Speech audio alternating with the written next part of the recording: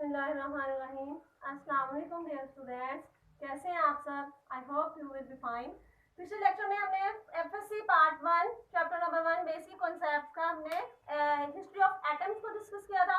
आज हम डिस्कस करेंगे मॉलिक्यूल्स। मॉलिक्यूल हमारे पास क्या है? The smallest particle of a substance which can exist independently. हमने कल डिस्कस किया कि जो एटम्स थे वो क्या है, तो कुछ एटम्स ऐसे हैं जो कि इंडिपेंडेंटली एग्जिस्ट कर सकते हैं, कुछ एटम्स ऐसे हैं जो कि इंडिपेंडेंटली एग्जिस्ट नहीं कर सकते, जबकि मॉलिक्यूल हमारे पास सब्सटेंस के ऐसे पार्टिकल्स हैं जो कि इंडिपेंडेंटली एग्जिस्ट कर सकते हैं। और मॉलिक्यूल हमारे पास बनते कैसे हैं? मॉलिक्यूल हमारे पास सिंपल क्या है, the combination of the atoms. जब दो या दो से ज्यादा एटम्स हमारे पास कंबाइन होते हैं तो हमारे पास क्या बनता है? मॉलिक्यूल प्रोड्यूस होता है। अब हम डिस्कस करेंगे टाइप्स ऑफ मॉलिक्यूल। अब टाइप्स ऑफ मॉलिक्यूल को डिस्कस करने से पहले हम एक वर्ड डिस्कस करते हैं, एटॉमिसिटी। एटॉमिसिटी हमारे पास क्या होते हैं? Number of atoms in a molecule. कोई भी एक मैंने डिस्कस किया कि मॉलिक्यूल क्या है, is the combination of atoms. तो कोई भी एटम जो है वो उसको बनाने, मॉलिक्यूल जो है उसको बनाने के लिए जितने एटम उसमें कंबाइन होते हैं उसको हम क्या कहते हैं? एटॉमिसिटी। नंबर ऑफ एटम्स जितने उसमें कंबाइन होते हैं उसे हम नाम देते हैं एटॉमिसिटी। फॉर एग्जांपल ये हमारे पास है हाइड्रोजन। तो हाइड्रोजन में हमारे पास हाइड्रोजन का एक मॉलिक्यूल बनाने के लिए हमारे पास दो हाइड्रोजन के एटम कंबाइन हुए हैं, तो इसकी एटॉमिसिटी हमारे पास क्या होगी? 2 होगी, क्योंकि यहाँ पे हमारे पास 2 नंबर ऑफ एटम्स ने कंबाइन होके एक मॉलिक्यूल प्रोड्यूस किया है। अब हम टाइप्स में डिस्कस करते हैं। तो सबसे पहले हमारे पास है types of molecule on the basis of number of atoms. के मॉलिक्यूल्स के टाइप जो है वो on the basis of number of atoms. अब हमने डिस्कस किया कि एटम्स के कॉम्बिनेशन से मॉलिक्यूल बनता है।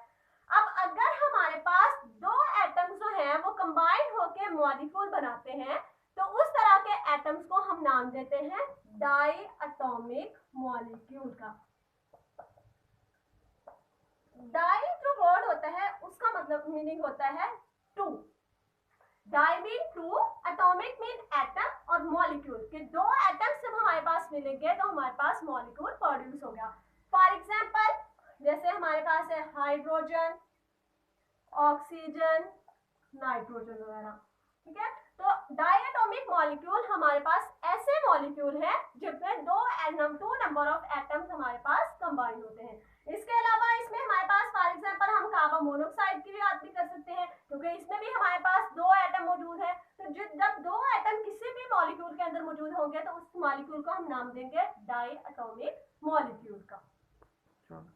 नेक्स्ट है हमारे पास ट्राइएटॉमिक मॉलिक्यूल। अब हमने देखा कि किसी भी एटम के अंदर जब मॉलिक्यूल के अंदर जब दो एटम मौजूद होते हैं तो उसे हम नाम देते हैं डायटोमिक मॉलिक्यूल का।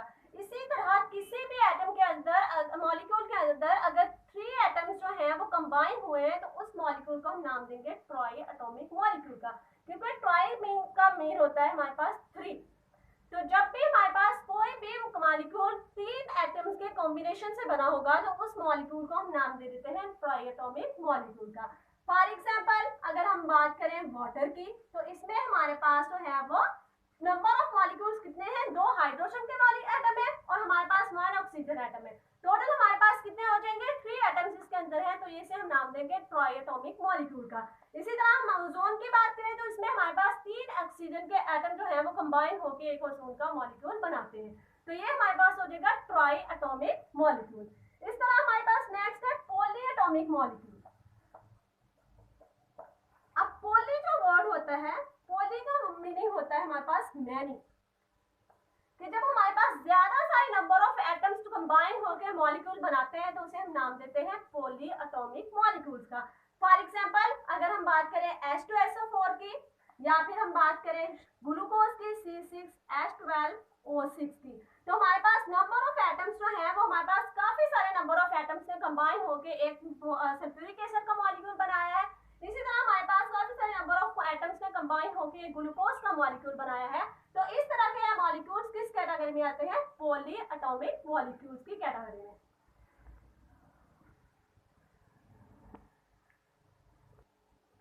नेक्स्ट हम डिस्कस करेंगे types of molecule on the basis of types of atom. Mean हमारे पास किस टाइप के एटम उस मॉलिक्यूल में को बनाने में इन्वॉल्व हुए हैं। On the basis of types of atom में हमारे पास हम मॉलिक्यूल को डिराइव करते हैं, डिफरेंशिएट करते हैं on the homoatomic molecule and heteroatomic molecule. अब होमो जो वर्ड होता है इसका मीन होता है सेम, तो हमारे पास क्या है, सेम एटॉमिक। तो होमोएटॉमिक मॉलिक्यूल हमारे पास वो मॉलिक्यूल होंगे जो कि सेम टाइप ऑफ एटम से मिलके बने हैं। फॉर एग्जांपल हाइड्रोजन, ओजोन, इसके अलावा नाइट्रोजन, ऑक्सीजन, ये हमारे पास ऐसे मॉलिक्यूल हैं जो कि सेम टाइप ऑफ एटम से मिलके बने हैं। अगर हम हाइड्रोजन की बात करें तो हाइड्रोजन ने एक मॉलिक्यूल बनाया, उसमें दोनों एटम जो है वो हमारे पास हाइड्रोजन के एटम ही मौजूद है। इस तरह ओजोन है, इसमें 3 एटम हमारे पास मौजूद है और वो 3 ऑक्सीजन के एटम मौजूद है। तो होमोएटॉमिक मॉलिक्यूल हमारे पास वो मॉलिक्यूल होते हैं जिसमें सेम टाइप के एटम्स जो हैं वो कंबाइन होकर मॉलिक्यूल बनाते हैं। उसके बाद हमारे पास आता है हेट्रो।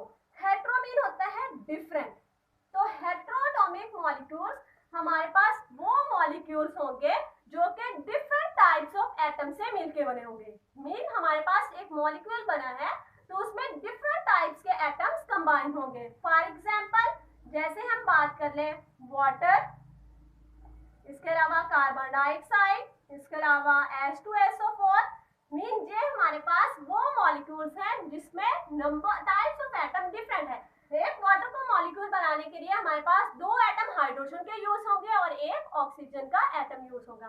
तो ऐसे मॉलिक्यूल जिसमें नंबर ऑफ एटम्स जो है वो डिफरेंट है, number of atom means types of atoms जो है वो डिफरेंट है, तो ऐसे मॉलिक्यूल्स को हम नाम देंगे हेटेरोएटॉमिक मॉलिक्यूल्स का।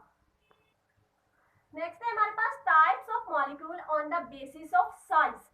On the basis of size जो है वो हमने मॉलिक्यूल्स को 2 टाइप्स में डिवाइड किया हुआ है। एक है माइक्रो मॉलिक्यूल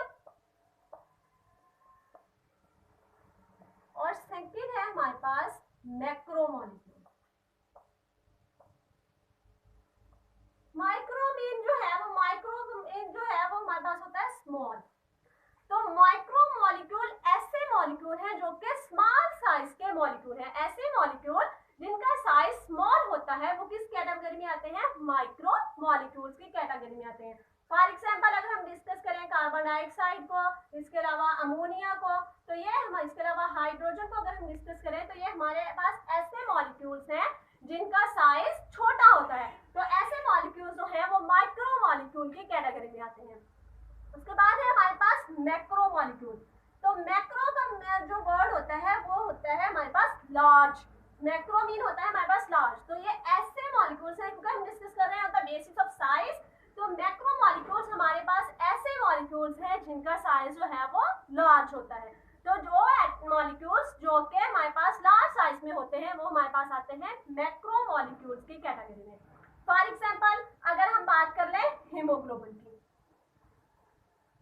तो हीमोग्लोबिन हमारे पास क्या है, हीमोग्लोबिन जो है ये ऐसा मॉलिक्यूल है जो कि ब्लड के अंदर मौजूद होता है और इसका फंक्शन क्या होता है कि ये लंग्स से ऑक्सीजन को कैरी करता है और बॉडी के आर पार्ट्स तक उसको सप्लाई करता है। अब अगर इसके बात कर ले नंबर ऑफ एटम्स की कि हीमोग्लोबिन हमारे पास कितने एटम से मिलकर बना है, तो हीमोग्लोबिन हमारे पास अबाउट 10,000 एटम से मिलकर बना है।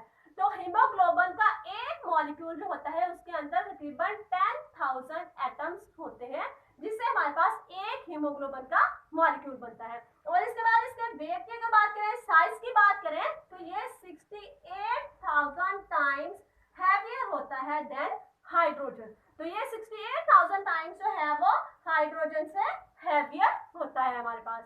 तो हमारे पास अब जो साइज ऑफ मॉलिक्यूल्स है वो हमारे पास 2 फैक्टर्स पे डिपेंड करता है। एक तो नंबर ऑफ एटम्स और दूसरा शेप ऑफ मॉलिक्यूल।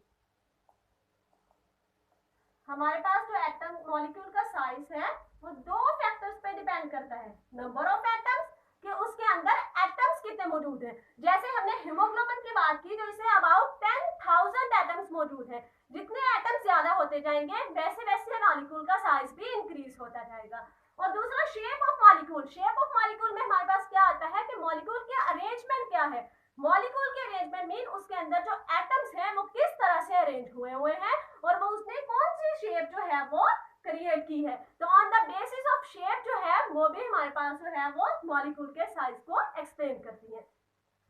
तो स्टूडेंट्स ये था हमारे पास मॉलिक्यूल के ऊपर लेक्चर जिसमें हमने डिस्कस किया मॉलिक्यूल होते क्या है। उसके बाद हमने मॉलिक्यूल्स की टाइप्स डिस्कस की कि मॉलिक्यूल्स की डिफरेंट टाइप्स होती हैं। उसमें हमने डिस्कस किए मॉलिक्यूल्स की type on the basis of number of atoms, types of molecule on the basis of types of atoms and types of molecule on the basis of size कि हमारे पास molecules का size कितना है और उसके base पे हम मॉलिक्यूल्स को किस तरह का नाम दे सकते हैं। स्टूडेंट्स इस लेक्चर में आपको कोई भी कंफ्यूजन हो तो आप मुझे कमेंट सेक्शन में इसका कमेंट कीजिए। मैं पूरी कोशिश करूंगी कि उसको वो ये वीडियो आपके लिए हेल्पफुल रहे और इस तरह के न्यू वीडियोस देखने के लिए मेरे चैनल को सब्सक्राइब कर लें। Thank you. अल्लाह हाफिज़।